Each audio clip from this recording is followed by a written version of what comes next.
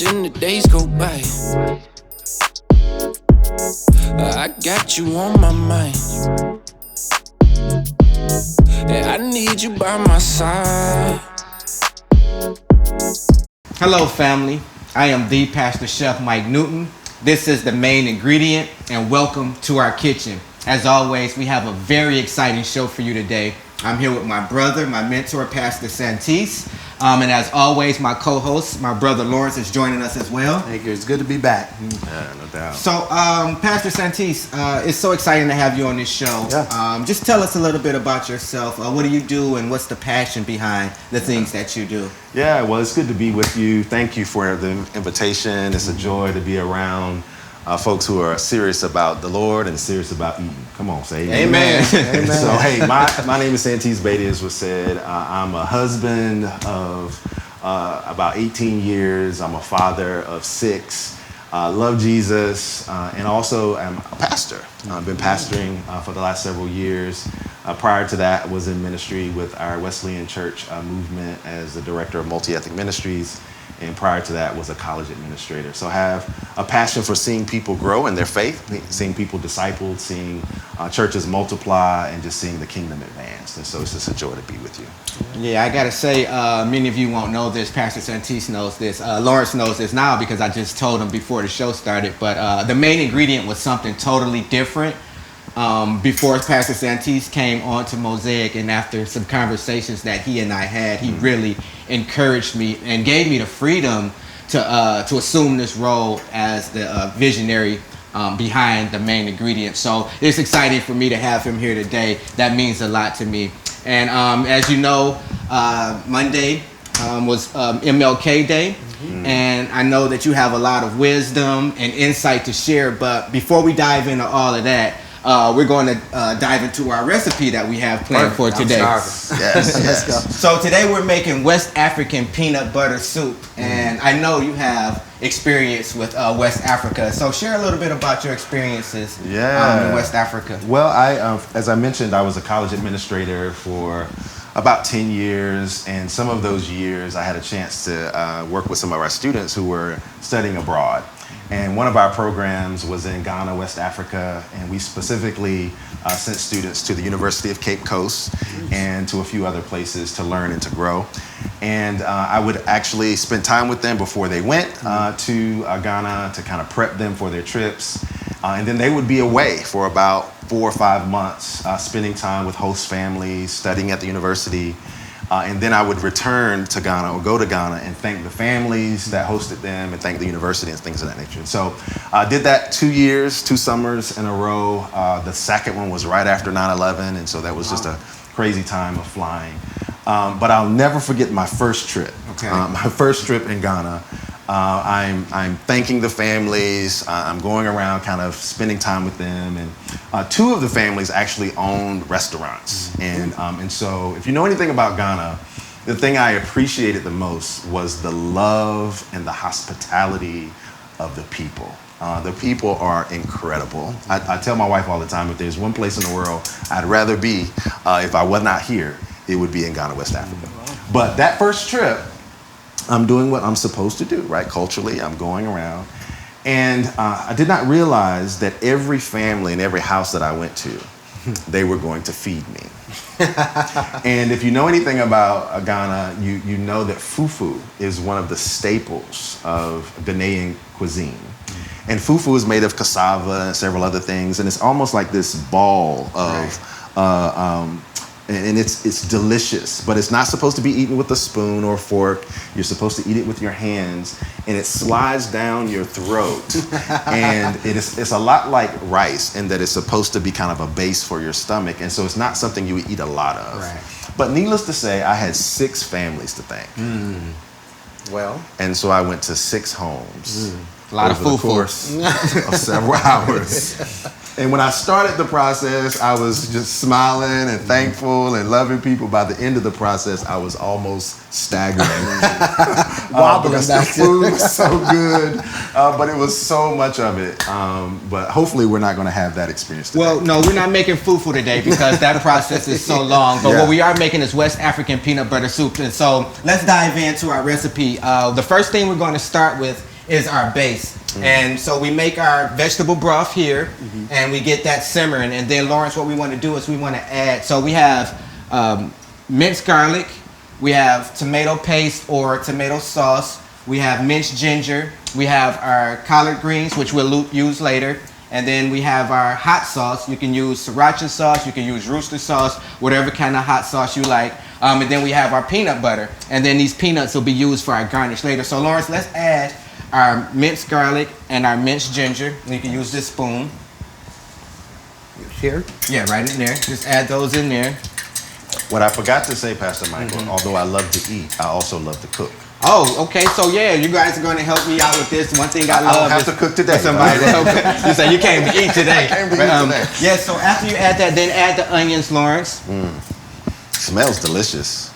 It's going to taste better than it smells, and I'm not just bragging because I'm making it. But so add your onions. I'm not a chef, so I can't be doing with yeah, the you knife. can take your yeah. And then so if you want to just take the whole cutting board over there and just scrape it over into the cutting board. Yeah, I have a friend who is actually from West Africa. His family is from Ghana, and he told me about this recipe. And you know, he and I used to get into cooking competitions all the time, and so I said, okay, well, let me come up with a West African peanut butter recipe soup. And so this is my own little twist. Many of the people know out there is most of these recipes that I prepare are already existing recipes. I just add my own little twist to it. Love it. And so that's what we're doing here today. And so we're going to let that simmer over there. And I got to say, you guys are doing a great job. So let's take these and just set these to the side for right now. And you know, Lawrence and Santes, it's always great to have helping hands in the kitchen or whatever we do. Yeah. And so here's our organic truth. Oftentimes people just turn a blind eye to those in need because it seems inconvenient or makes them uncomfortable. Yeah. Right? We know that Jesus calls us to see those in need and to help them every chance we get. And it reminds me of a passage in Luke 10, chapter 30 through 37 about the Good Samaritan. There was a man traveling down from Jerusalem to Jericho, and he was attacked by bandits. A priest went by but didn't help him, right? A temple assistant walked by and also didn't stop to help. Then verse 33 through 34 says, then a despised Samaritan came along, and when he saw the man, he felt compassion for him. Going over to him, the Samaritan soothed his wounds with olive oil and wine and bandaged them. Then he put the man on his own donkey and took him to an inn where he took care of him. Jesus tells us to go out and show mercy on our neighbors. Our neighbors are not just those who look like us or come from our same background, right? Samaritans and Jews didn't get along, but yet the Samaritan was the one to help. So what happens when we don't help? This passage of scripture reminds me of an excerpt from Dr. Martin Luther King Jr.'s I've Been to the Mountaintop speech. Too many times we have gone about our business while hate have left Jesus' plan for humanity bloody and beaten beside the road. Racism has left a visible scar on our nation, and many of us walk by or cross the road as if it's not our problem. We act as if we ignore it, maybe it'll just go away. Maybe if we pretend it doesn't exist, it doesn't become our responsibility to act. We, like the Jewish people in the days of this parable, have done a great job of teaching and encouraging hate of those who don't look like us, right? We're not born with the spirit of hate. This is something that has to be taught. It's a learned behavior, right? We're teaching our young people to identity shame and to body shame, right? We're teaching them all different types of shame. Our young people are spewing hate, and it's causing other young people to take their own lives, and we cross the road going about our everyday lives as if it's not our problem. We've done a great job of making people feel uncomfortable in their own skin. I think as we remember the life of Dr. King, let us be reminded of a man who was committed to stop and help a nation that was beaten and left bloody by the sins of racism. Let us remember a man who was committed to soothe the wounds left by the scars of racism and injustice with olive oil and wine. As we remember Dr. King, let us be reminded of a man who had compassion for his fellow man, whether they looked like him or not. Let us be reminded of a man who loved God with all his heart, his soul, strength, and mind, and loved his neighbor as he loved himself.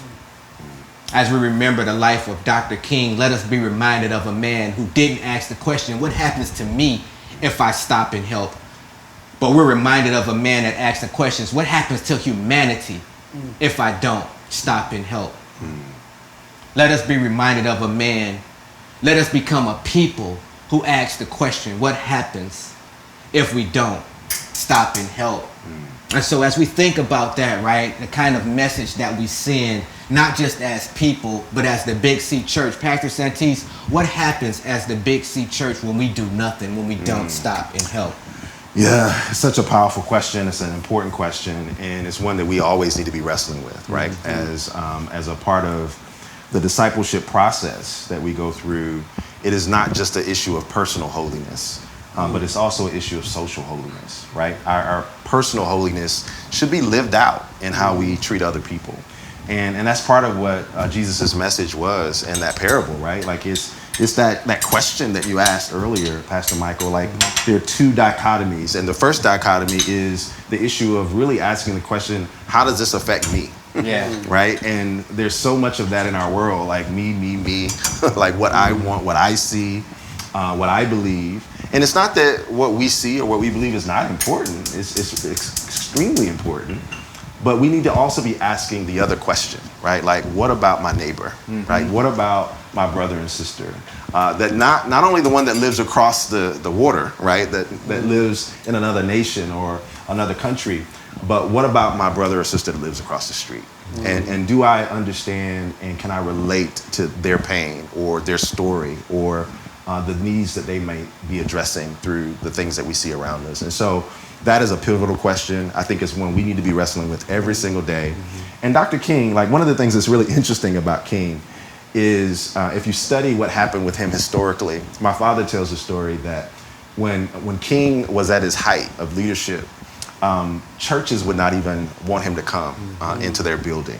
And that wasn't just white churches, that was black churches too. They were concerned about what might happen to them if he came and spoke at their church. And today, like the approval rating of King is through the roof. But when he was doing most of his work, that was not very high. And I think it's because we sometimes want a safe and sanitized king. We want a king that we can quote on Martin Luther King Jr. holiday about his 4 little children who will not be judged by the color of their skin, but the content of their character. Like we want a colorblind king. We want a color unconscious king. But the reality is he was not very safe and he was not very sanitized. He pushed against the powers that be. He asked hard questions. He dove into conversations and conflict between people. And I love his book, Strength to Love. And one of the things I love about it is it asks the question, it's easy to have the strength to argue. It's easy to have the strength to hate. Do we have the strength to love? And that is a much harder question. If we answer the question the second way is, if I don't stop to help, what will happen to them? That is a question about the strength to love. And I know as we were just going through these last 2 years, and just a lot of the things that we were seeing happening in our society, we were seeing them happen all across the world. And I gotta be honest, right? I asked myself, I said, okay, this seems like this is the opportunity to be the church's finest hour. And when I looked on TV, being honest, I'm a pastor, right?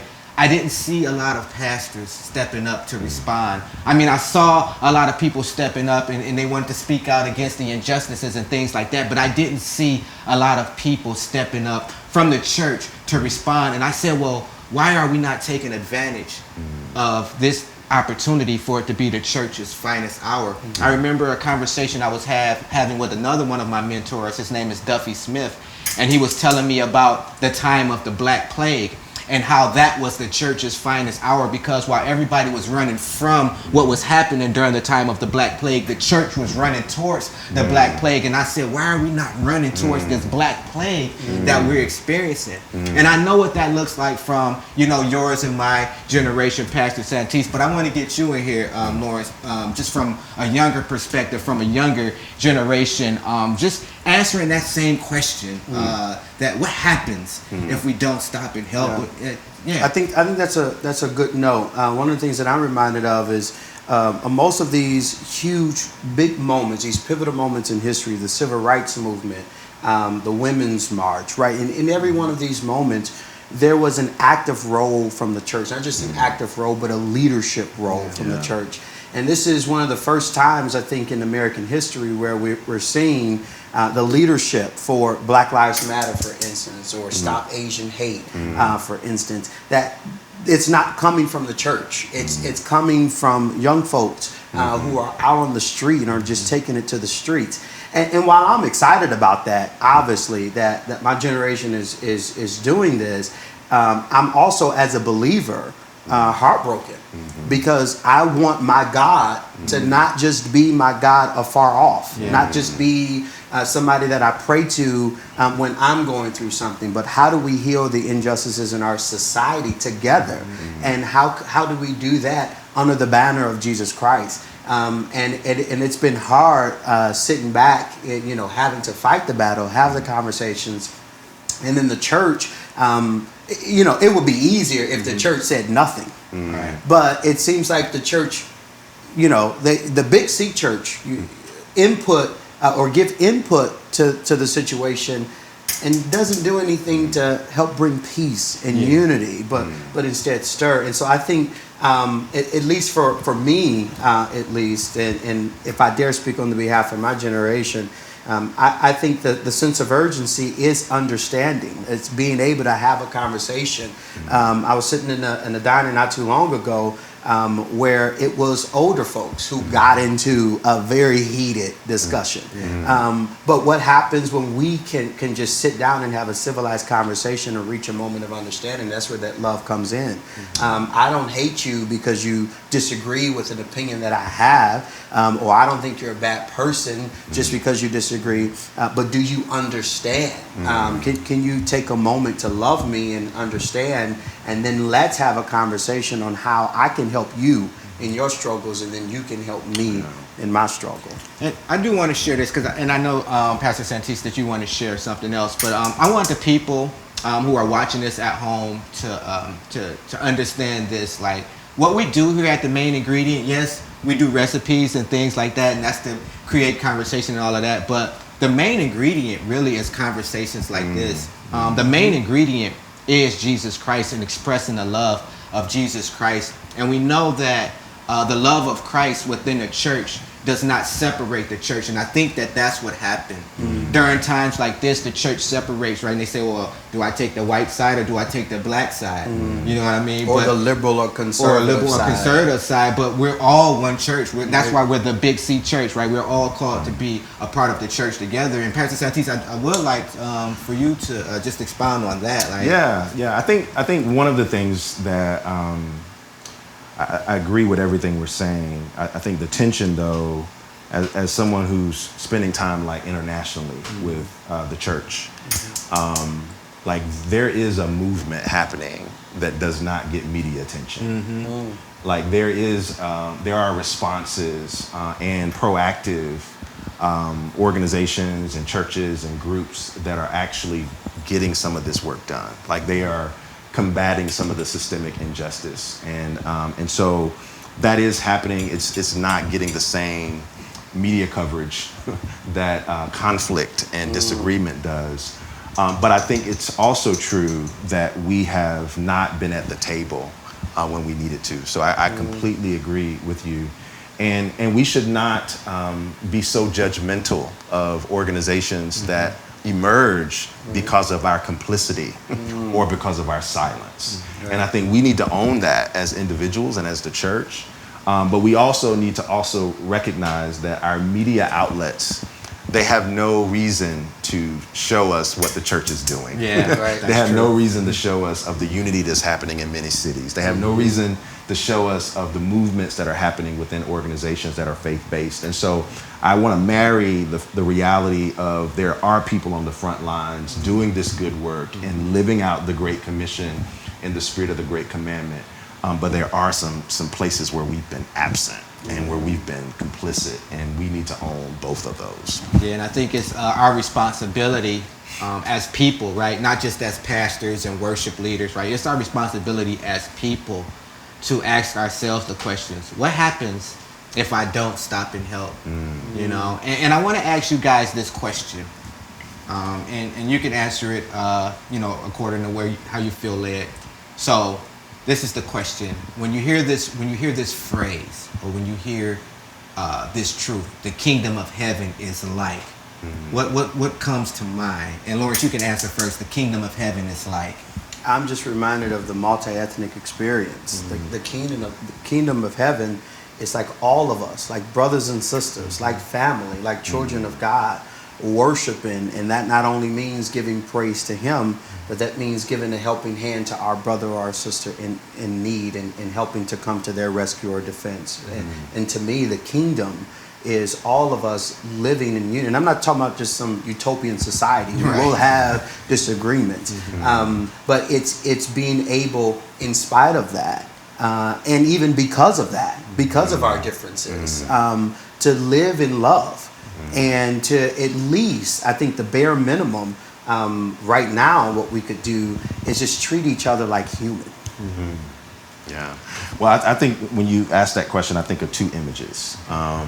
The first image is of a growing vine, right? Like I remember my dad or my mom planting something as a vine by our house, and it starts as this small thing, but before long it has spread everywhere, and it's so hard to stop it from spreading, even though you were the one that planted it, right? And the kingdom of heaven is like that. Like whenever it's released, there's nothing that can stop it. It's not just a religion, it's a movement, right? It is a growing vine. The second image that comes to mind is a mosaic, right? That an art piece that is called a mosaic is usually something, whether it's pots or whether it's glass, that has been broken.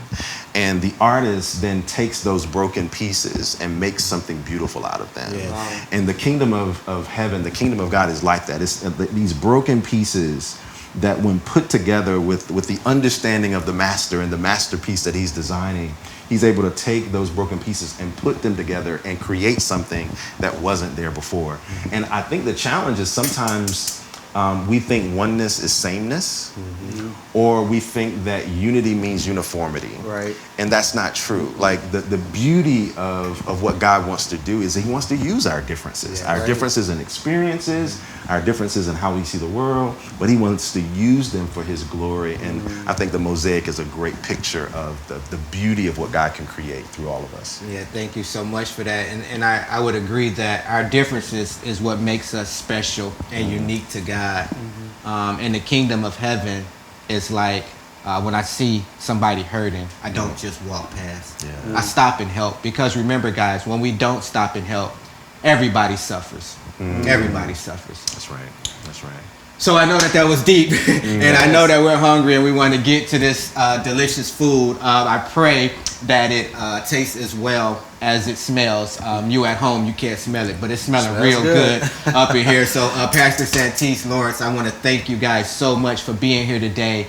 Thanks for cooking with me and for reflecting on these words from the Lord and remembering a man who played such a pivotal role in our nation. And I want to express this, right? The day is special, right? The day is special, but the character of the man is what we celebrate, right? We don't just celebrate the day. The day come and go, but the character of the man is what remains forever. We just thank you, Martin Luther King Jr., for the sacrifice that you made, for the many others that came behind you with the same willingness and courage to sacrifice as well. And I pray that as we go out today, that we're convicted with this question: what happens if we don't help? let's look for ways to be the hands and feet of Jesus. Amen. Absolutely. Thank you so much, Pastor Michael, for having me. Thank you so much, Pastor Santes, for being here. Really good words, and I hope that we all take it to heart.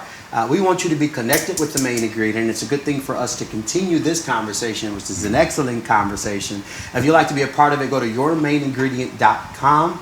You'll be able to find this recipe, check out more resources, and get links to the Facebook and Instagram via that website. This content is supported by viewers like you, so be sure, if you enjoy this content, to like it, to share. You can even leave a comment and let us know. I'm up next with a special music performance, and I'm very excited about that. Thank you so much once again for joining us. Thank you so much for being here, Pastor Santes. Thank you for having me. We will see you all next time.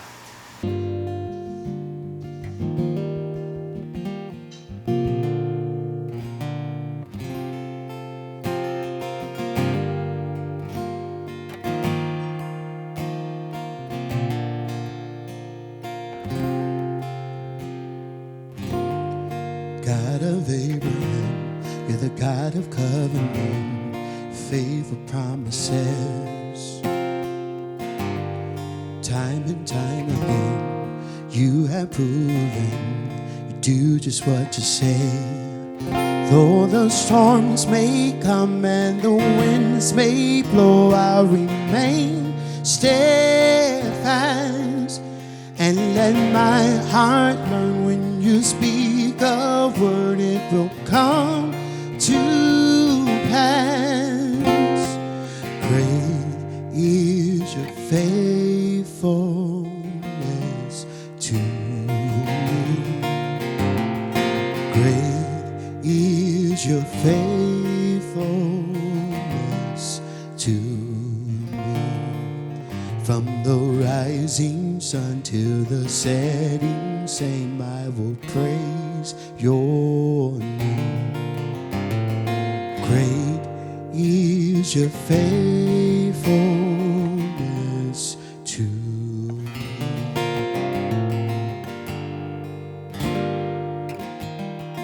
Through the seasons change, you remain the same.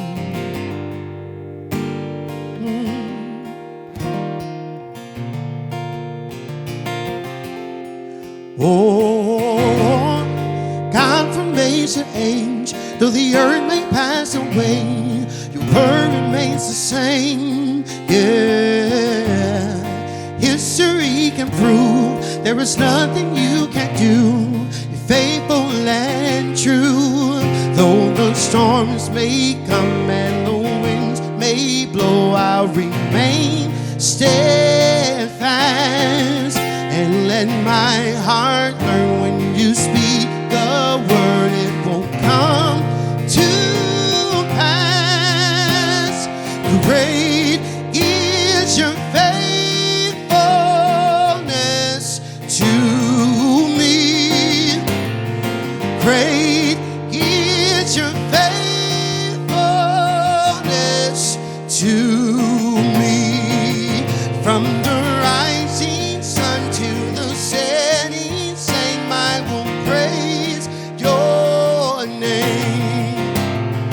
Great is your faithfulness to me. Just so glad to be reminded of God's love and his faithfulness. Listen, he's been in business forever. He'll never run out of business.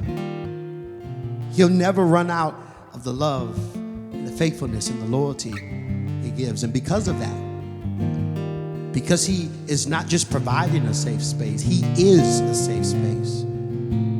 We can just put our trust in him, and we can rest assured that whatever he's promised, it will come to pass. What does he promise? He said, I would that you will prosper and be in good health.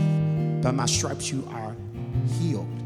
Not just promise in the material sense. We're not just asking for cars, houses, and land. We're asking that God's power and his glory fall over his people all over the world, not just in the United States, not just in your house, but all over the world.